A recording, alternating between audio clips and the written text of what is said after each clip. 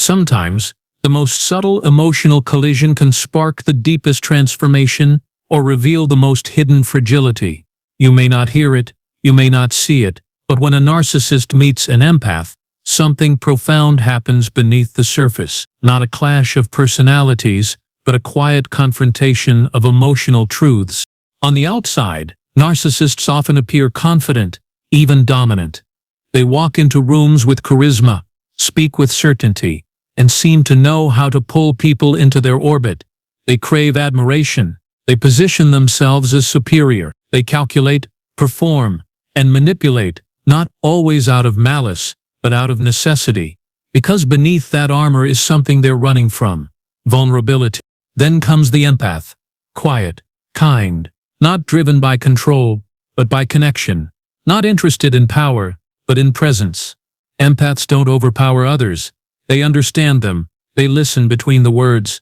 They feel what isn't spoken, and without trying to, they see past the mask. This is when the narcissist begins to unravel. Not always visibly, not always immediately, but something shifts. Something weakens. Because the empath doesn't respond the way others do. They don't get pulled into the performance. They don't admire the arrogance. They sense the pain, and suddenly, the narcissist is no longer leading the dance. They're exposed by it. In today's video, we're going to explore 8 powerful psychological reasons why a narcissist becomes emotionally weak, sometimes even destabilized when faced with a true empath. This isn't about blame or labels. It's about clarity, about healing, about understanding the quiet power of emotional intelligence and what happens when it confronts emotional defense. By the end of this video, you'll not only see the narcissist more clearly, you'll understand your own emotional power in a way you may never have realized before. Let's begin. The empath feels, instead of reacts, and that short-circuits the narcissist's control. Narcissists thrive on emotional reaction. Whether it's admiration, outrage, guilt, or confusion, they know how to provoke emotional energy in others and use it to stay in control. When they're praised, they absorb it like fuel. When they're challenged, they flip the script. And when someone reacts emotionally, they often twist that reaction to play victim or reclaim dominance. But empaths don't respond with quick emotion. They feel, they reflect, they observe, and instead of getting caught in the narcissist drama, they often pause. They consider what's really going on. And this alone begins to weaken the narcissist strategy. Because when their provocations don't work, when the usual buttons they press yield no chaos, they feel something unfamiliar: helplessness. They may not name it, but they sense it. They can't move the empath like they can move others, and that shift in power disorients them. They aren't used to someone who sees their behavior and doesn't get consumed by it. The empath's emotional steadiness becomes a kind of mirror, one that reflects how much the narcissist relies on control to feel safe. And when that control slips, their inner weakness begins to surface. 2. The empath doesn't accept the mask, and that forces the narcissist to see it. Most people only ever meet the narcissist's false self, the curated version, the charming persona, the polished surface that says, "I have it all together." It's a defense mechanism designed to keep others at a distance, while still earning their admiration. But empaths don't connect to masks.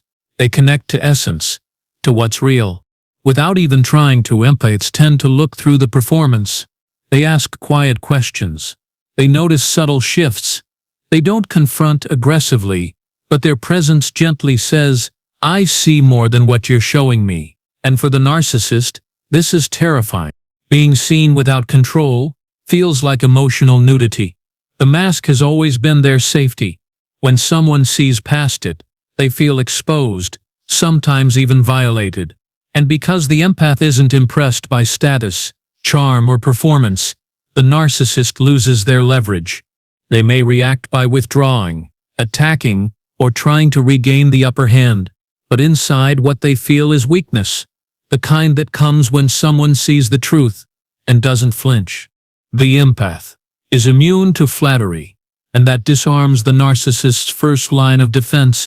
Narcissists often use charm and flattery as a way to hook people. Compliments, attention, validation. They're all part of the game, and they're incredibly effective on people who are hungry for approval. But empaths, they tend to have an inner compass. Their sensitivity is tuned to energy, not just words. They can feel when kindness is genuine and when it's bait. So when a narcissist approaches with exaggerated praise or too good to be true admiration, the empath doesn't bite. They may smile politely. They may even acknowledge the words, but deep down, they're watching, listening, feeling. This lack of response can throw the narcissist off balance. Their charm didn't work, their first move didn't land, and now they're left wondering, what does this person want from me? The answer is often nothing, and that's the most destabilizing part. The empath isn't here to worship or to fix, they're here to connect. And connection, to a narcissist, feels like a threat, not a gift. 4. The empath's boundaries are quiet but unbreakable, and that confuses the narcissist. Narcissists test boundaries constantly. They do it through push-pull behavior, manipulation, guilt, or subtle invasions of emotional space. They're experts at finding cracks in the wall and exploiting them. But empaths who have done their inner work often possess something rare. Soft but firm boundaries. They're not aggressive, they're not controlling, but they're clear. They know what feels safe, they know when something feels off, and they honor those signals without needing to explain themselves. This kind of boundary setting doesn't come with shouting or ultimatums. It comes with quiet decisions, like stepping back, not answering bait, or choosing peace over explanation. And that kind of strength is disarming to a narcissist, because it offers nothing to push against, nothing to manipulate, just space, just a quiet, unshakable no. And when their tactics don't breach those boundaries, the narcissist begins to feel powerless, often without understanding why. 5. The empath's emotional intelligence reveals the narcissist's emotional immaturity. Narcissists often operate with surface-level emotions. They know how to act happy, angry, or sad, but much of it is performance. Their real emotions, like fear, shame, vulnerability, are buried so deeply, they rarely touch them. Instead, they build a personality around avoiding them. Empaths, on the other hand, live in emotional truth. They may struggle with overwhelm, but they rarely avoid the truth of what they feel. They're aware, they reflect, they grow, and when they speak, they often articulate emotions that the narcissist hasn't even admitted to themselves. This kind of emotional fluency creates a silent gap. It highlights how shallow the narcissist's self-understanding really is, and when someone demonstrates emotional maturity in conversation, conflict, or connection, it shines a light on everything the narcissist is missing. This doesn't always show up as open weakness, but internally it creates a kind of shame, a recognition that they're not as emotionally evolved as they pretend to be. And rather than grow, many narcissists lash out or retreat, because it's easier to dismiss emotional depth than to admit they don't know how to meet it. 6. The empath's presence disrupts the narcissist's fantasy of superiority. To a narcissist, superiority is safety. Believing they're smarter, stronger, more attractive, or more important helps buffer them from the inner feeling of not enough. But an empath doesn't engage with superiority or inferiority. They don't operate in that hierarchy. They meet people as equals, heart to heart, soul to soul. This emotional neutrality is unsettling for the narcissist, because it doesn't confirm their narrative. It doesn't inflate their ego. It just is calm, confident, and whole.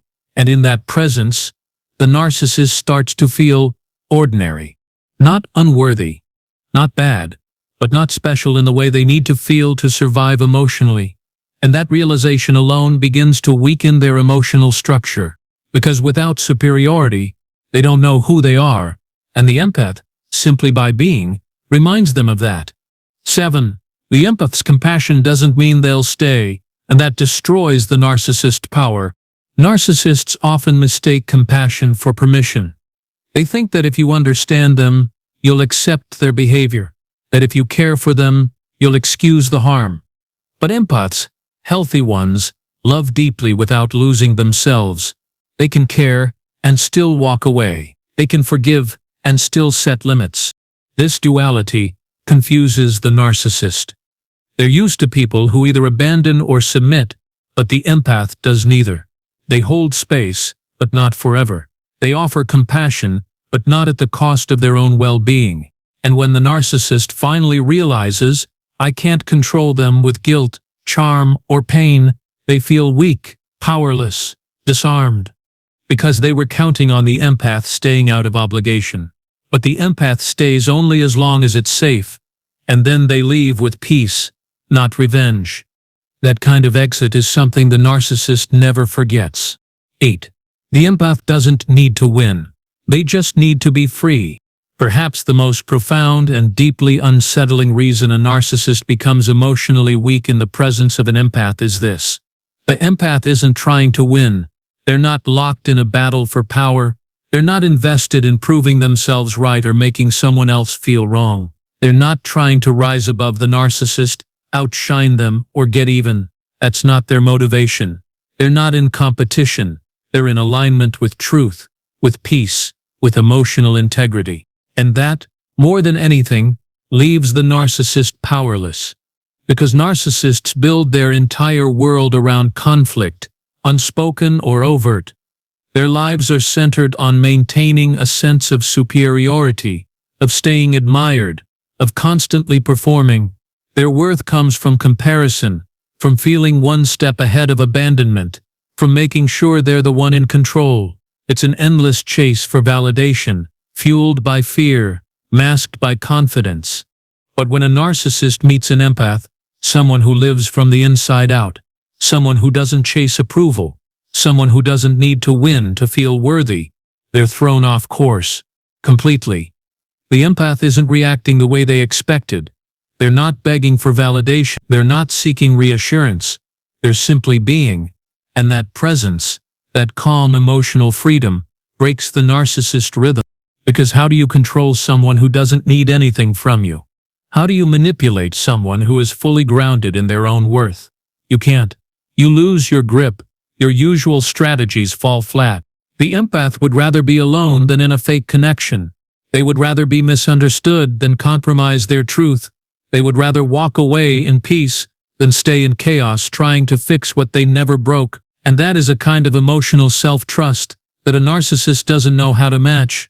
They may try to replicate it. They may even admire it in private, but they don't know how to be it. And that's why the empath becomes unforgettable. Not because they fought harder or loved more desperately, but because they were never playing the same game. They didn't need to win. They just needed to be free. And that kind of freedom, that kind of quiet, unwavering emotional liberation, it's not something the narcissist can understand, but it is something they will always remember. Conclusion. So, what really happens when a narcissist comes face to face with an empath? What takes place in that quiet, invisible space between two emotional opposites, one who hides behind a mask and one who feels through their soul? The truth is, something fundamental begins to shift. The mask the narcissist wears, the one built from charm, status, and manipulation, starts to slip. Not because the empath tears it away, but because the empath doesn't engage with it. They don't react. They don't feed the illusion. They simply see through it. And in that moment of recognition, the carefully crafted performance begins to falter. The charm loses its effect. The usual tactics fall flat. The game, the one the narcissist depends on to maintain control and superiority, quietly begins to break apart. Not with a fight, not with confrontation, but with stillness, with truth, with presence. It isn't that the empath overpowers the narcissist. It's that they don't try to, they don't push, they don't provoke, they simply hold their ground in emotional clarity. They don't try to fix, convince, or defeat. They just remain rooted in who they are, calm, clear, deeply attuned, and that alone disrupts the narcissist's entire framework. Because the narcissist is used to emotional games. They're used to reactions, to drama, to people either chasing them or collapsing before them. But the empath doesn't do any of that. They respond with honesty. They observe without attacking. They walk away without resentment, and that kind of response is more powerful than any argument ever could be. The empath becomes a mirror, not a mirror of blame or shame, but a mirror of truth. And in that reflection, the narcissist is confronted with the parts of themselves they've been trying to outrun for years. The emptiness, the fear, the dependency on control, the vulnerability they've never been able to face. Empaths don't destroy narcissists. That's not their role. That's not their nature. What they do by simply being is reveal what's already been fractured inside the narcissist. They illuminate the brokenness that's been hidden behind manipulation and masks. And in that exposure, the narcissist is forced to feel something they avoid at all costs, their own weakness. But you, the empath, you are not here to fix them.